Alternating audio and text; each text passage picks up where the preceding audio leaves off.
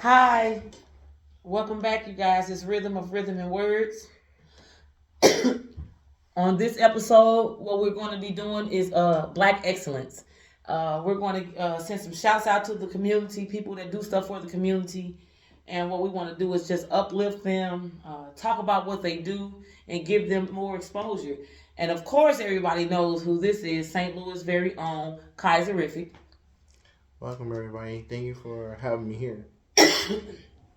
KAISERRIFIC, can you tell us a little about what? Let me say that he's one of the profound poets in St. Louis, Missouri. He's put on.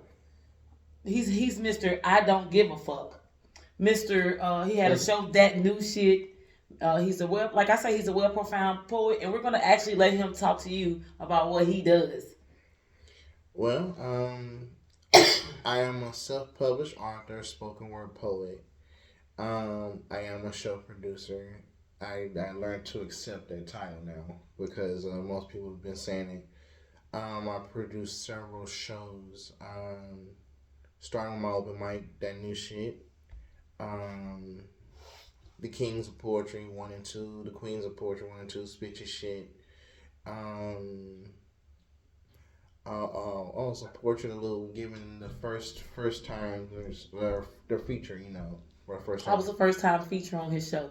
Yes, and it's a wonderful thing. I'm a photographer and a podcast host of my own show called 314 to Walk with my friend Twat Till with a T. Hi, Tia. I've done a lot in my life. I started out in theater, dance. From there, I wrote. I had a monologue, produced, and performed at SIUE. I do a lot of different things. What made you like because you're an entertainer? So what really made you get into entertainment? Oh, I was a kid watching Lethal Weapon and all these different people, and when I saw Rocky 4, I mimicked James Brown when he did the scene for opening up for Apollo Creed. Okay.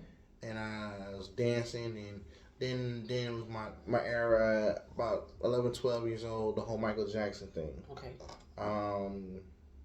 That was a fun era for me because it was like I was able to do things that other kids weren't doing. They could do it, but I felt in my heart it was my thing and my only thing.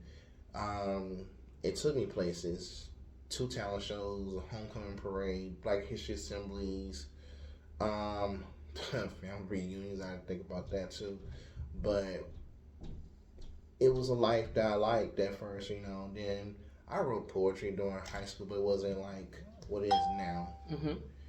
Um, I feel more adult with it now because I know where I'm going and how I feel. The emotions are different.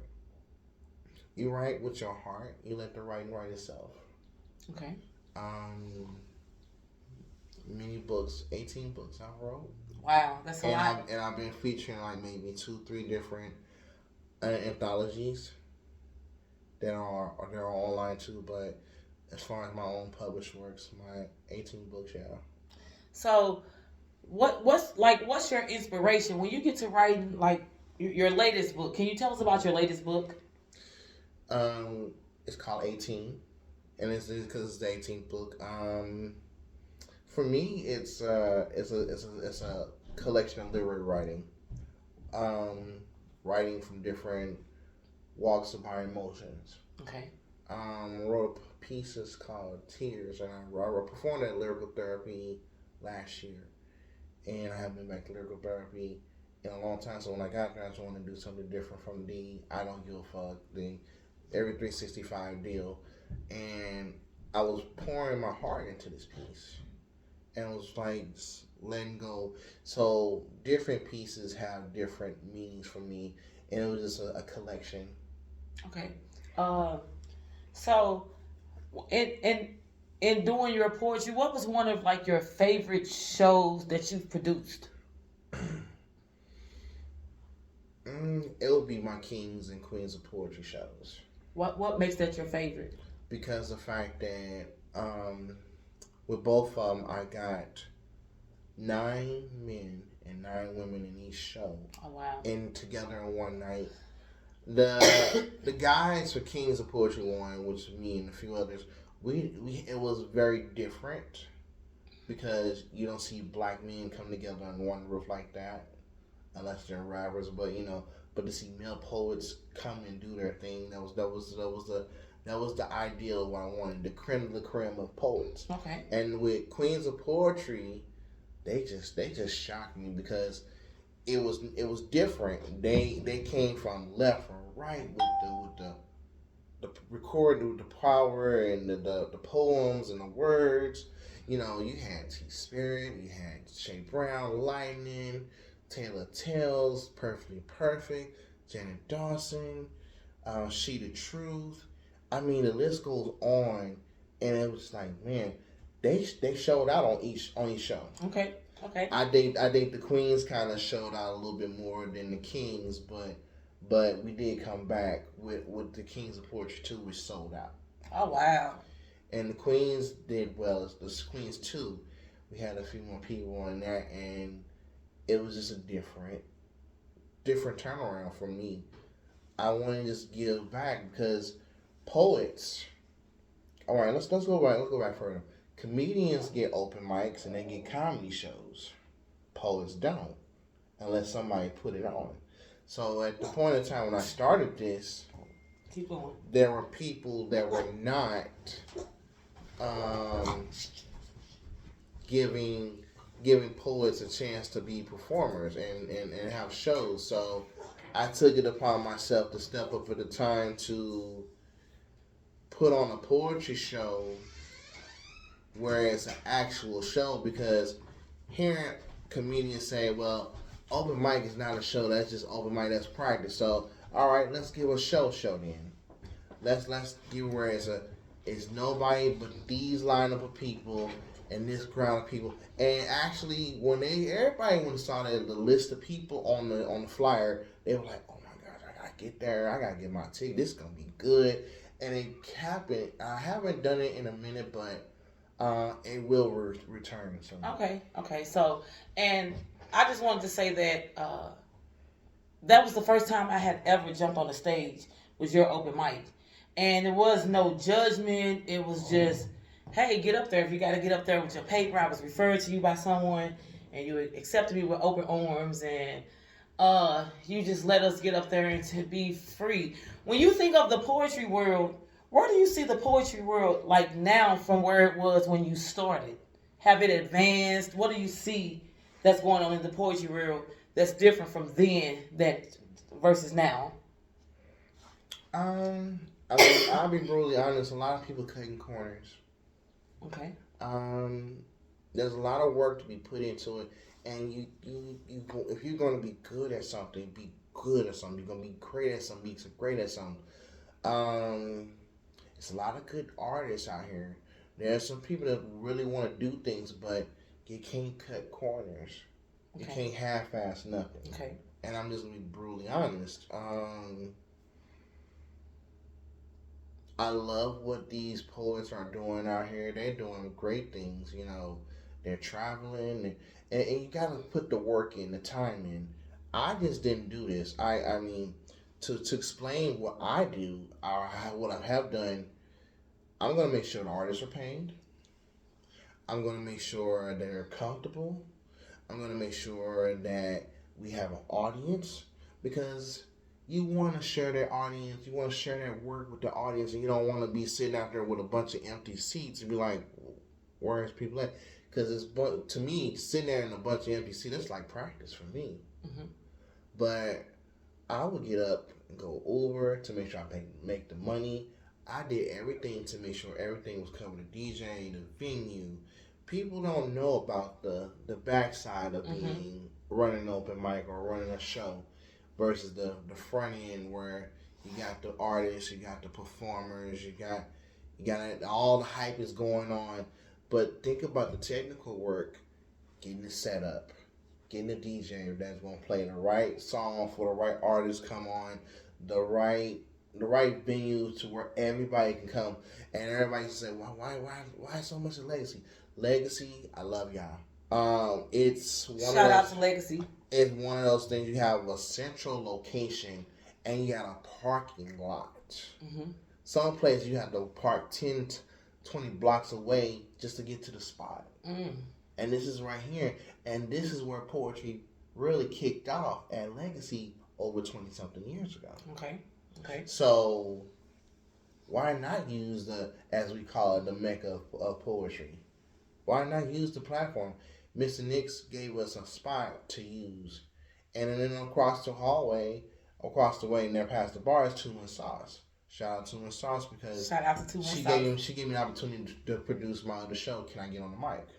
Okay. Which is the concept of giving people who have never hosted a show a chance to host a show. That's pretty cool. To learn how to call up artists, how to pronounce names, how to keep the crowd hyped, how to introduce the feature, how to work the floor as a host.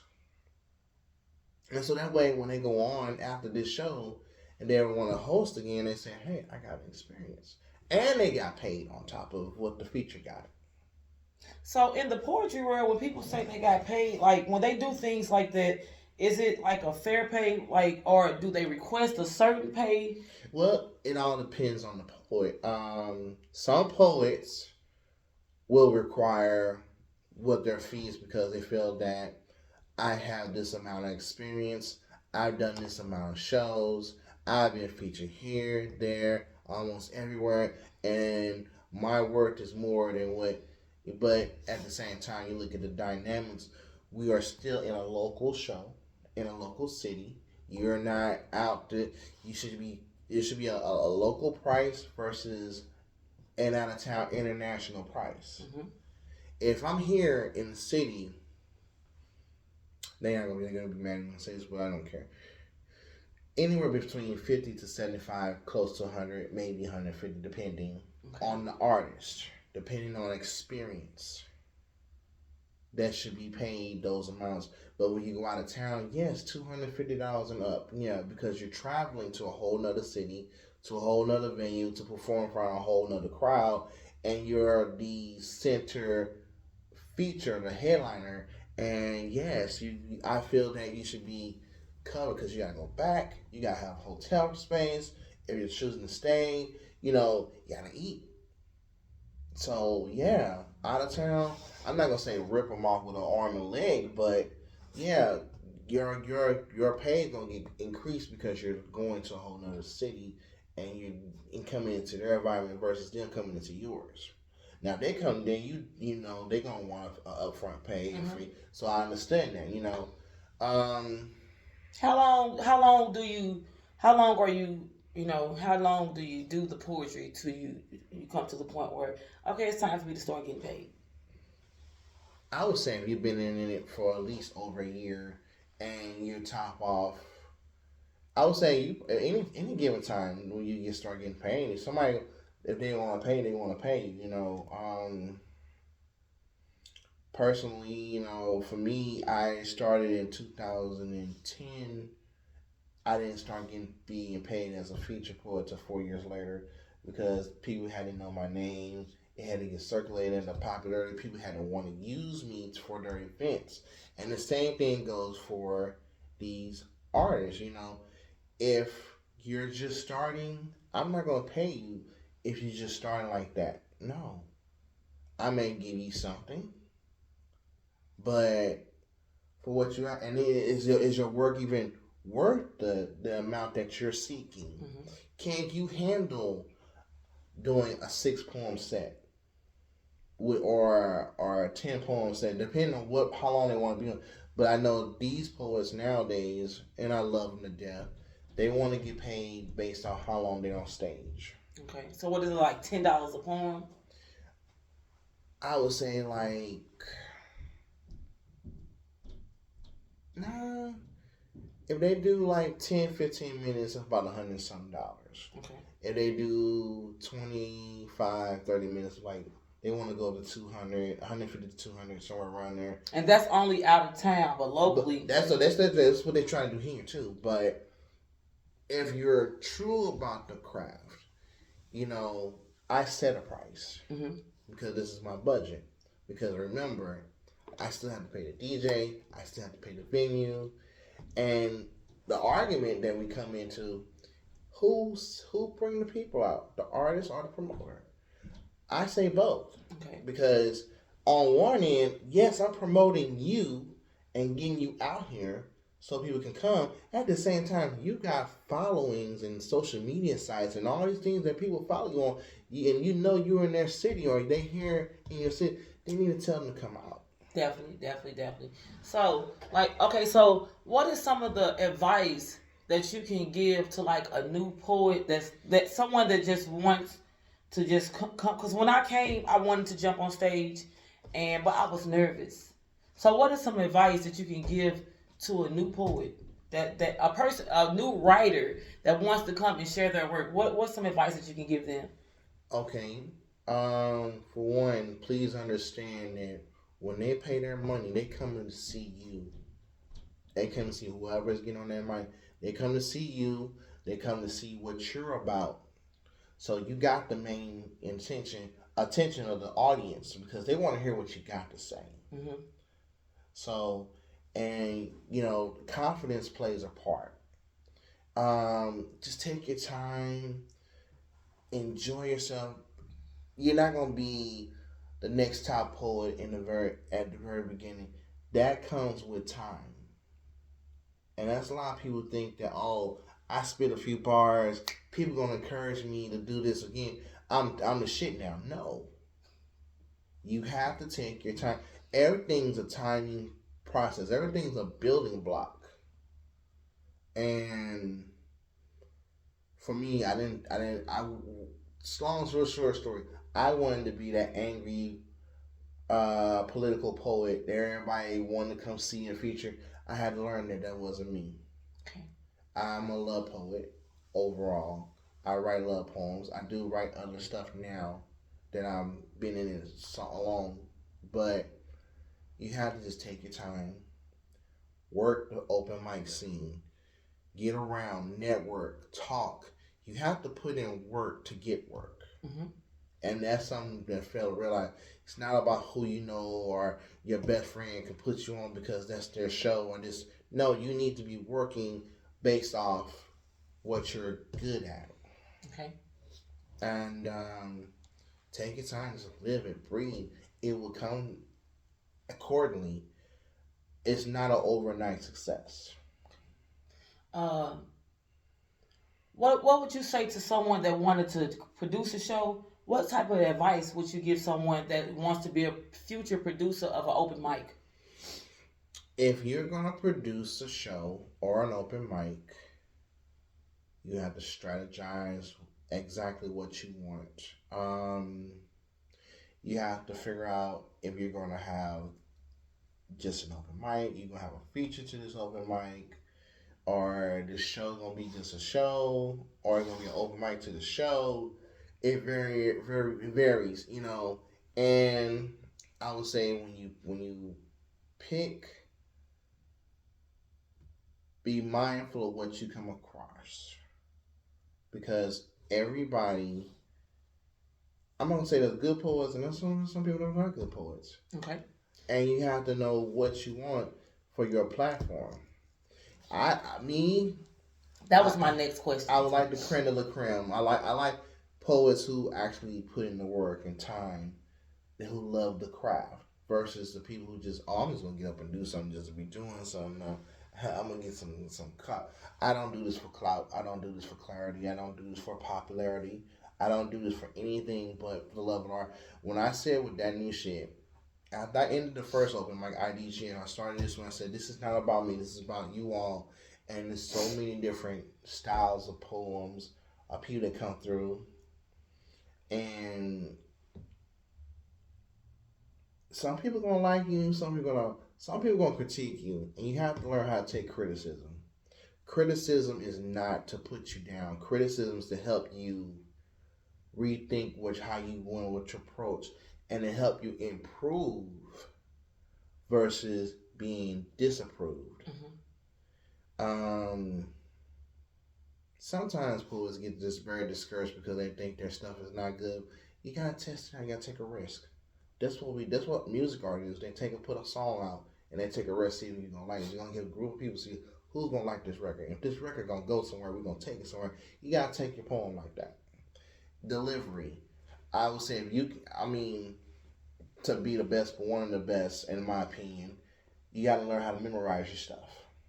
Okay. If you can memorize lyrics to a song that you know off the top, I like, for me, it's like for Billie Jean, she was more like a beauty queen from a movie scene. If you know your song, you should be able to know your poem like your song. And it takes time, it takes practice. And that's where a lot of people go wrong. A lot of times, I think a lot of these shows now, they just looking at the fact, and I'm just gonna be bluntly honest, how to make money off the show. So it's not really a passion. It's more for maybe they have a passion, but they're looking for finances. And your thing, it was that this was your passion. Yes. Yeah. So definitely. Yes. Some people go out to open mics for the trend of it. Some people come to my show for the love of it. She the truth, tell me that. that's a like so. About your show, it's where I knew that I wanted to be a poet. I drive trucks as well, and I love that. But I couldn't stop writing. Well, once you get into your adrenaline, you gonna want to go far. You gonna want to do it. If you sitting there watching like, dang, if he can do it, why can't I do it? Everybody. I feel like everybody can eat at the table. I like that. I definitely like that. It is enough room for everybody to eat. It is not just for this group of people or that group of people. And nowadays the system has gotten so cliquish again. That messes because up. I don't fuck with you, I'm not coming to your show.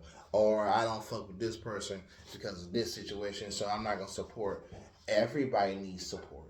Definitely. Everybody needs, some poets be like, some veteran poets be like, I don't want to come because I ain't want to hear. But you have to remember, once upon a time, you was not a veteran poet, and you wanted people to hear what you had to say too. That part. So, I have been considered a senior veteran poet.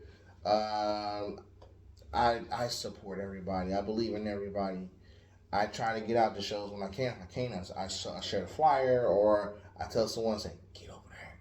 If someone hit me up and say, hey, can you suggest me a poet, I'll find who I think best fits the part. So this is my thing. You have been known as that you, for some reason, or what I hear KAISERRIFIC and what I've seen out of you, you notice stars. Because people that have came on your stage have started their own podcast. They went and started shows. So, what is it in you? What do you see in the people that you know? Like when you feature them, what do you see? How do you know? I'm gonna give you a few samples, okay? T Spirit was the first on that new shit, May 17th. Shout out to T Spirit. When I saw her at Verge After Work, DJ Albiz show. Shout out to DJ Albiz. I saw that this poet was gonna go places. She needs to have that professionalism thrown to her. I knew she was nervous, but at the same time, she was good. Mm-hmm. I just want her to slow down a little bit, but because she was going fast, like she was speaking Gonzalez with the words. But T Spirit watched me, watched a lot of people. She watched a lot of shows. She's traveled to different cities now. She's traveled to Africa. She took what she learned from everybody that she stemmed from and applied it to where she went. And that's the same with me. I always say this, I went to the Michael Jackson School of Entertainment because I'm going to pick the best of the best, in my opinion.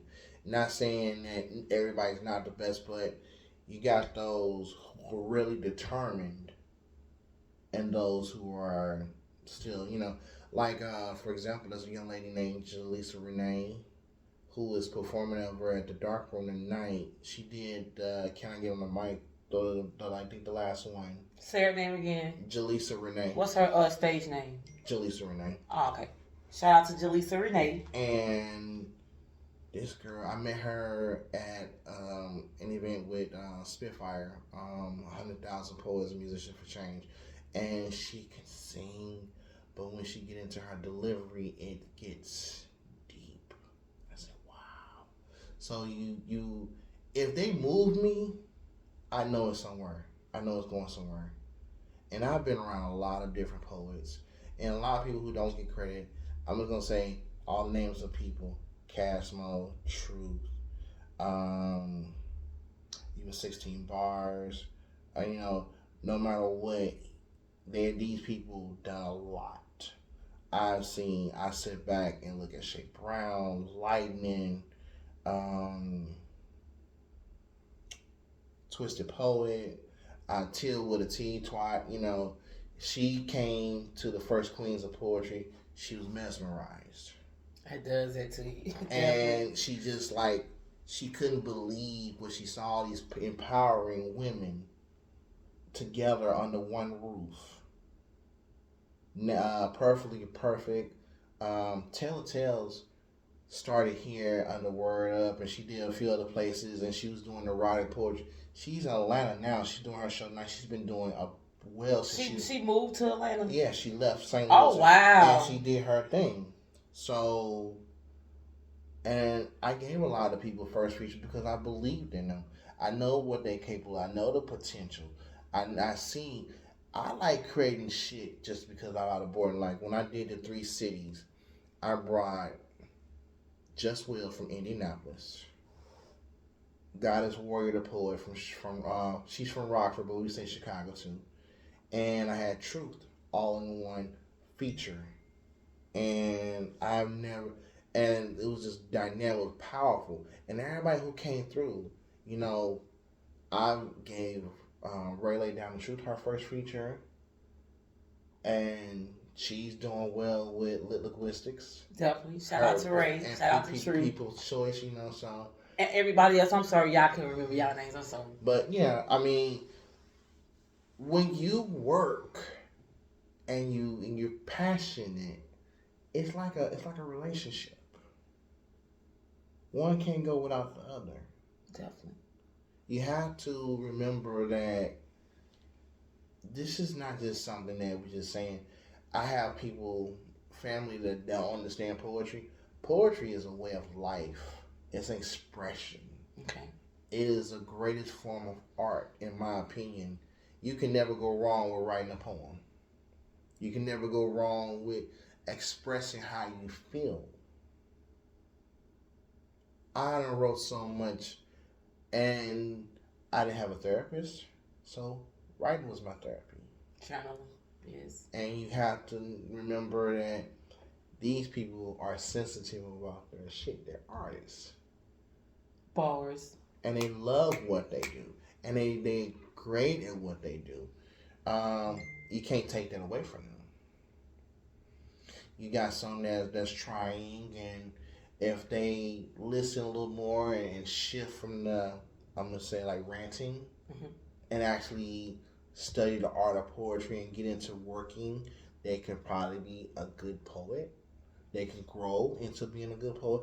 Everything has a beginning, a middle, and an end. I don't know who's calling me. But it takes work. It takes time. It takes patience. I left my open mic because and I just want to that was my question next. So you taking my questions, young man. Yes, I know, right. What made you, let me ask you anyway, sorry you guys. What made you, because you left the poetry world from being a producer as of now, and you sit down and you want to be you just want to be a poet. So what was the point, at what point in your life that you decided that, you know what, I don't want to do an open mic, and why? For the simple reason that in conjunction with IDGAF, that new shit, and Can I Get on the Mic, plus the other shows I produce in between, I haven't had a chance to be a poet anymore. Okay. And when I say that is, I haven't had a chance to travel to different open mics within the city or out of town and just be a poet. Okay. I'm always working. I'm always producing. So I don't have a chance to sit down and memorize anymore. And people, and when you're like that, you start withering away from your name being Kaiserific the poet to, oh, that's just the dude that produced the poetry shows. Okay. You don't want to lose. I don't want to lose my title as a poet. Definitely. And then I have to get back out here. That's why people like Truth try to push me and encourage me to keep going to the open mic. I haven't. I went to open mic recently and did something. This is the 10th anniversary of I Don't Give a Fuck when I wrote the poem. I did it by verbatim. I knew it word for word when I wrote it, way I wrote it. I haven't done that in a long time. You know it word for word after 10 years? You still know it? Yes, always, of course. Okay. And like my other poem, Every 365, I locked myself in the house to write that, so I should know it. That's my favorite. So that is my favorite, yeah. But other pieces like Maya and Black Brother, or I lost the chance to be an artist because I put on other artists in, and I'm not saying nobody owes me anything, but the love that is given should always be reciprocated, and the reciprocation was not. So I gotta go back out here and start all over again, even though I am in my 14th year of doing this. Do you still write every day? Always. Okay. And I have my moments I don't write to, but yeah, for the most. How often do you practice? Since you're not producing anymore, have you started practicing? How often do you practice? I haven't had the urge because I'm taking a break. Right okay, now. We all need that. But a breather. But once it's like riding a bicycle, once I start, I ain't gonna forget. But it's time to get back out here. It's time to do this. You know, I have not been myself. I have been dealing with some personal things. Okay. So I just I'm in isolation mode. I'm working on it. It is gonna be just as great. I may have a show where I make a comeback show. I don't know. It's nothing wrong with bringing yourself back out here and putting yourself back on so people can know, yes, he is a poet too. He does perform. Because I don't want to just be stuck as an open mic host or a producer. So when you do your shows, like when you were producing a show, did you get on the stage and perform, or what did you do? Kings of Poetry, I put myself in the first show. Wow. Kings of Poetry, every time I pretty much was in there. I didn't necessarily have to because it was my show. I did what I wanted to do.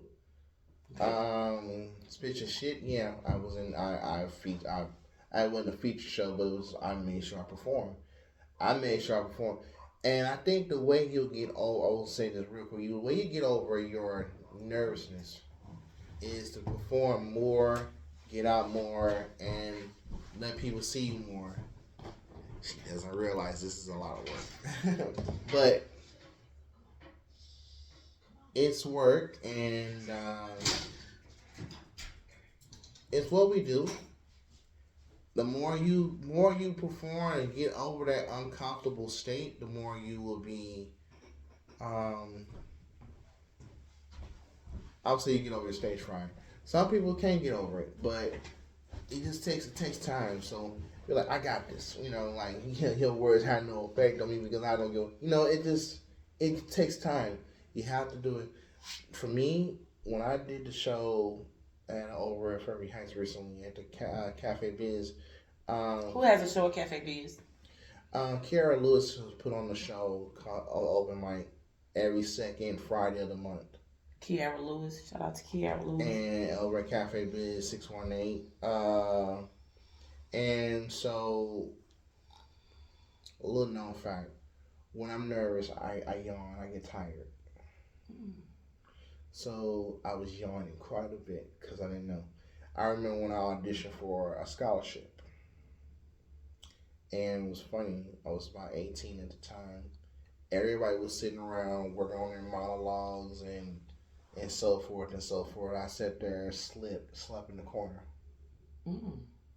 So when they called my name, I knew to get up and go do the monologue. And when everybody, oh, he's very comfortable. Yes, I'm very comfortable.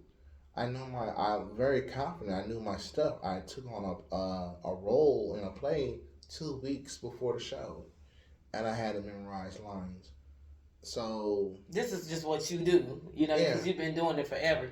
So, do you have a favorite book that you wrote, or what's your favorite book that you wrote? well, my best selling. I'm gonna say it, my best selling book was Dirty Little Sex What's that Secrets. about? Tell us about Dirty Little Sex Secrets. Dirty Little Sex Secrets was a collection of stories told by men Ooh. about the intimacy they share with women here in St. Louis. So if someone wanted to find that book, where would we find that book at? You can go to Amazon, Books a Million, Barnes and Noble. Um, Amazon would probably be your best bet. Okay. Okay. So my favorite too. You said. Yeah, I was gonna ask you your favorite poem. Um, my favorite from you. What's your favorite poem? My favorite poem from me. Dang, that's a good one. It would be Every 365 because I took that to heart. That's the one I go out into the audience engage. You acted, yeah. I think that's why I like it. That's what I seen you do, and I don't know. It was the hand movements. It was just you engaging, with the crowd. It was like, how you see like the poetry stuff on YouTube, and you be like, I want that. And so when I first seen your show and you got out and you engaged, and I was like, oh my God, this it. You know what I'm saying? That's what I wanted to do. I wanted it.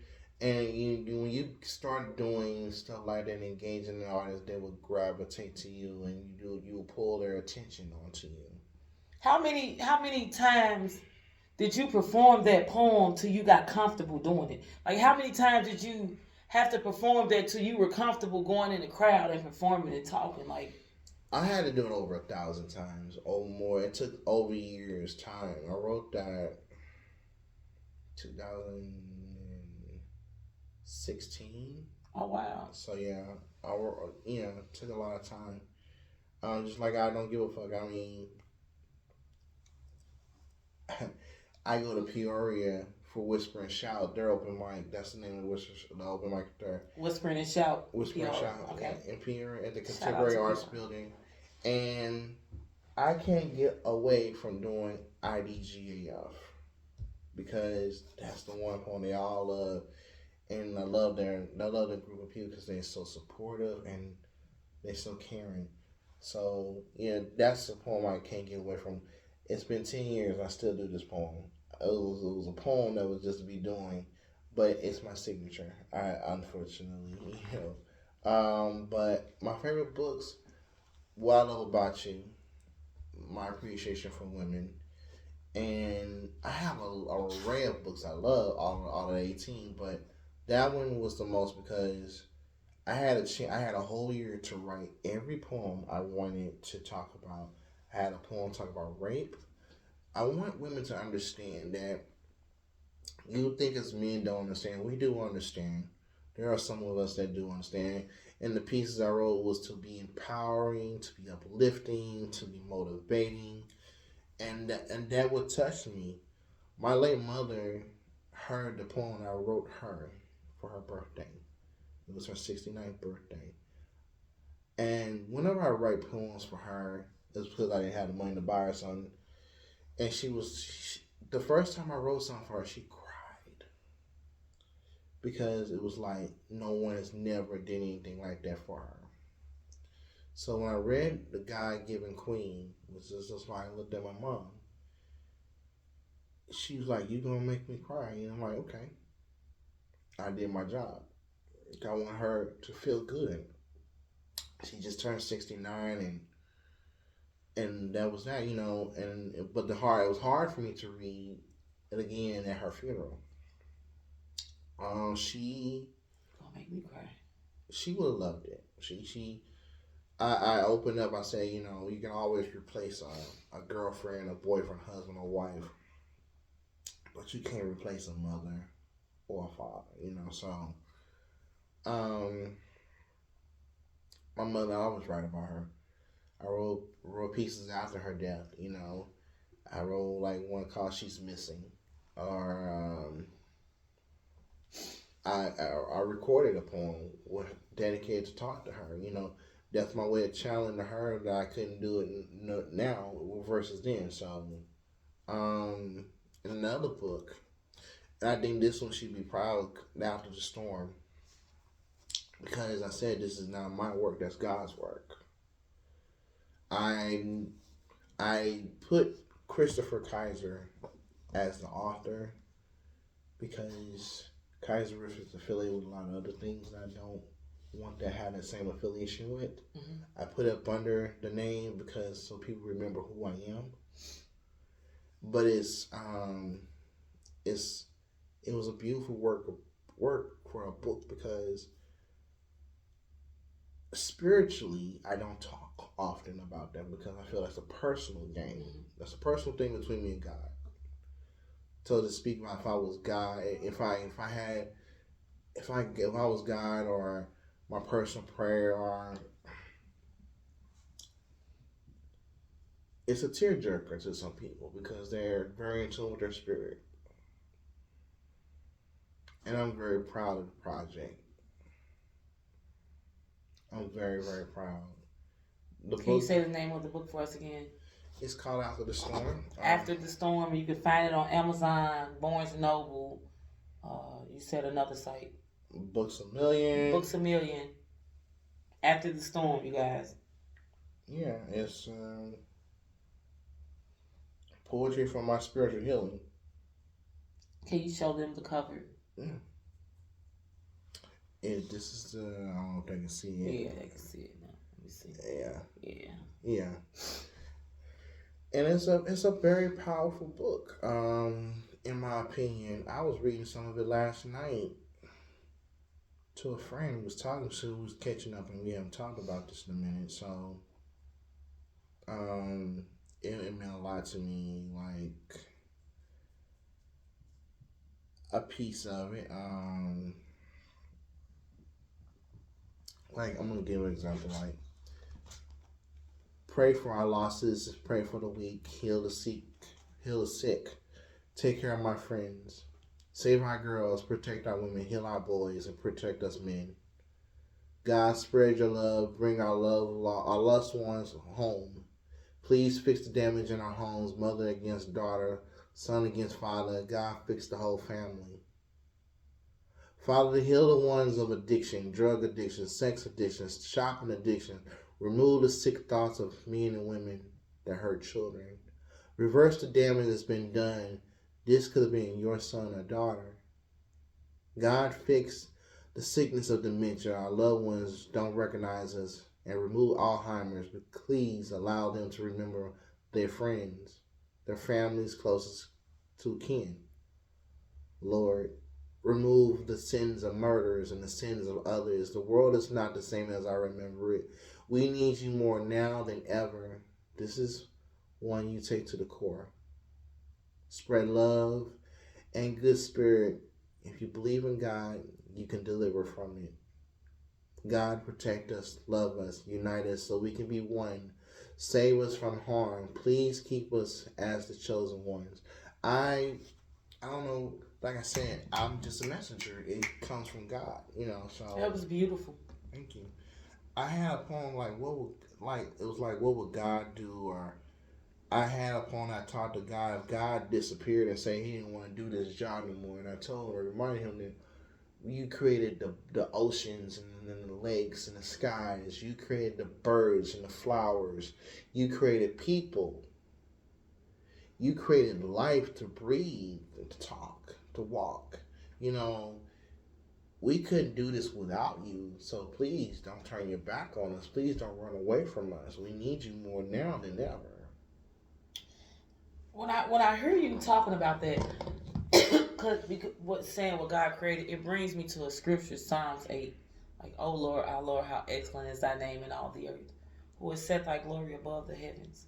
Out of the mouth of babes and sucklings has thou ordained strength. When I think of I can't even think of it, but it's like, it's basically talking about his creation, the trees, the stars and the moons, and, just everything that was created. You know what I'm saying? So that's beautiful. Okay, so do KAISERRIFIC have a favorite poet? Oh, most definitely. Who was your favorite? My most favorite poet is Shay Brown. That's the lady that Miss Sharika Shea Brown Pitts. She's a when I tell you that she has beautiful poems and she has a when she does what is it called? Host. Patient. Host. She's host. She is an awesome host. Like because it takes a lot to host. Yes.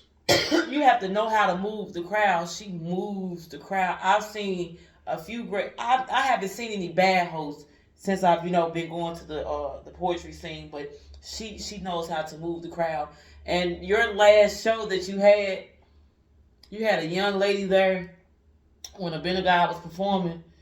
The way Shay Brown handled that gave me a different type of respect for that woman. Yeah. Because she could have done anything with that situation, and she didn't. She handled it properly. A lot of people like the Frank. That was grown woman stuff that she did. My big sister do a lot. She did that. She's been around a long time. She's done a lot. I went to her the first time. I said, Shay, I want to do a DVD like you. She said, no, you do a poem or you write a book. And I was like, wow, okay. And here I am 18 books later because of her, Shout out to Shay Brown. We got a show that we're bringing back that I started last year. What's the name of it? It's called Smoking Word. Smoking Word. Tell us about Smoke N-Word. Oh, Smoke N-Word. Tell me a little bit about that show. I was offered a chance to do an open mic at a spot for free at the time. And I asked the venue owner, I said, can there be smoking? Because I wanted to direct it towards a new audience. See, that new shit got its own audience and can I get on the mic too, but we don't have many poetry shows for smokers. Okay. People want to come out and smoke while they're listening to the word. So I'm not a smoker, but I don't knock anyone for what they do. Definitely. So we came up with the show, and I put her as a host because she'd be the right one I fit. The feature was 16 Bars, who was also the DJ at the time, DJ Hot Shit. And the spot was 16 Bars, a DJ as well? Yes. Oh, wow, I didn't know that. Yeah, Smoking Words, I could see 16. I interviewed 16 back in the day. Yeah. We had a time on that interview. We were both smoking. Yeah, it was. Shout out to 16. It was a really good show because I walked in there with Cassius and looked at the building like, I walked by. I said, I don't know how I'm gonna feel about this. And then I sat in the car and then something said to me, the poet's gonna take care of this show. They're gonna fill these seats up. They're gonna make sure it's a comfortable setting. And Lord and behold, they did that. How often did you do Smoking Word? That was the only show I ever did. So we're going to bring it back May 17th, the anniversary of the creation of that new shit. May 17th, 2024, you guys. Look out for KAISERRIFIC and Shay Brown with Smoking Word. Yeah.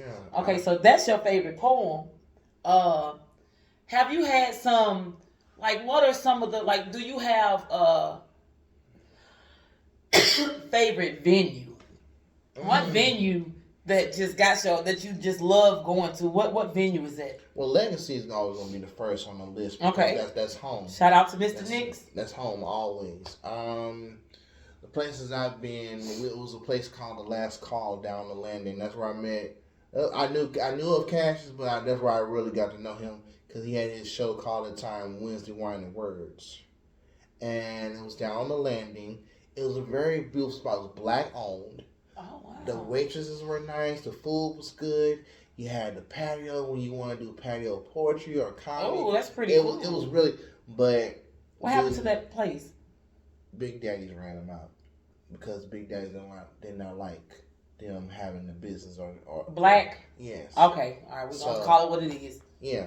So that was one of my friends because I took the IDGAF show and I took it down there and went after in a situation I couldn't use Legacy at the time. Okay. And I kept it down there until they told me they was closing. Cause it was really really nice spot. I loved it. Other places I love the contemporary arts with and Peoria with Whisper and Shout. That whole room fills up, and I mean, it's bigger than my show or anybody's show, and they so full of love. They support. They buy your products. They are very, very, very, very good what they do, and it's very well together, well put together. Other places, I love going to see Just Will in Indianapolis. His show, Shout out to Just Will. The Greenhouse Effect. Don't nobody call their phone. I think one of my most favorite was when I got to perform at the Civil Rights Museum in Florida. That's big. That's Janet, big. you know, I was asked to come perform, and I headlined. I'm like, wow, at the Harry and Harriet Moore Museum. They were a civil rights couple in the 1940s and 50s for the NAACP. On Christmas Day, 1951, if I have this correct, their house was bombed. The husband was killed on site, and the wife died later that year. But they did so much to help the black community. And so this museum honors them and it gives them a fee. And I was there, and it was like, I felt it was love. You know, a lot of the poets from here are like, you gonna do the same story? No. This is different. This is different. We want to do something different. And I was in Florida. I've never been to Florida before. This is fun. Palm trees, smooth roads. Warm. It's a different type of heat because it's dry here. Yeah. You can't breathe. I was at the Best Western, but that was you would have swore it was a really nice 5-star hotel.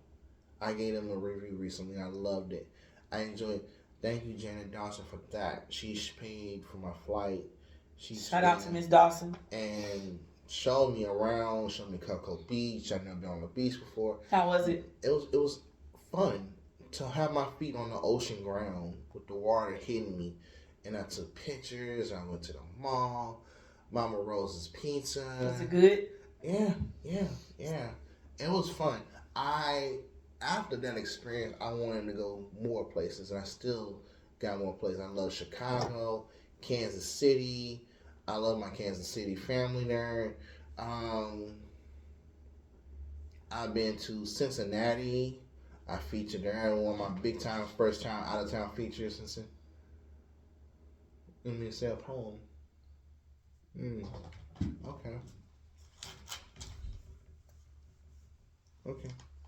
Okay. Finish your statement. But I loved all those places. Okay. But I have to say Florida probably be my overall favorite because it was different. I was actually having a chance to be Kaiserific and not be a part of something. I was by myself. It was solo, so for me, and that's the direction I want to go back to. So I'm gonna do another poem from the After the Storm book I just found here. Okay. It's called "I Don't Call on God." Yeah, I know the title's kind of interesting, right? I don't call on God only when I'm in trouble. I call on Him to say thank you for waking me up, making my day with no drama, for finding ways to get money for gas and meals. I'll stand tall and yell thank you in the hills. I don't call on God for favors. I call to talk to help me understand what I'm going through. Call on Him and He'll listen to you too. It's enough space for you to reach out to God. Start talking, He'll hear you. First off, say, God, I love you. I appreciate you. Thank you for helping me through. Thank you for the people you brought to me. Thank you for believing in me, knowing that I got this. Thank you for being the realist. God gave me talents. I'm thankful. I know how to love. I'm grateful. He hears when I sing. Even when I don't hit the right note, God let me do my thing. God sees my vision. As long as I remember God's vision, I'm not perfect. I'm one of His best citizens. I don't call on God to make final decisions. It takes me to have a sense of clue. God will leave hints, but it's up to us to figure out the rest. God saves me from the harm's way. Get us through the day. That's why we need to sit down and pray. Danger can be in hand, homicide, suicide, easily taken within. God has you then. It's not about giving life, living life, and going on the right path. God loves all people, including the ones that feel they are sinners. We are God's greatest creation, and as we should praise Him and thank Him when nobody got you. God does, and you should tell your testimony. Amen. Praise the Father, the giver of life, the one that can take the pain and make it go from wrong to right. Don't call on God to thank me. I'm just being one of His humble servants, doing what is told. Men broken pieces, making them whole. I call on God for the right stuff. At least we say thank you to the Most High. Thank you for blessing us. Thank you. Kaiserific, if someone wanted to get in touch with you, how would we find you?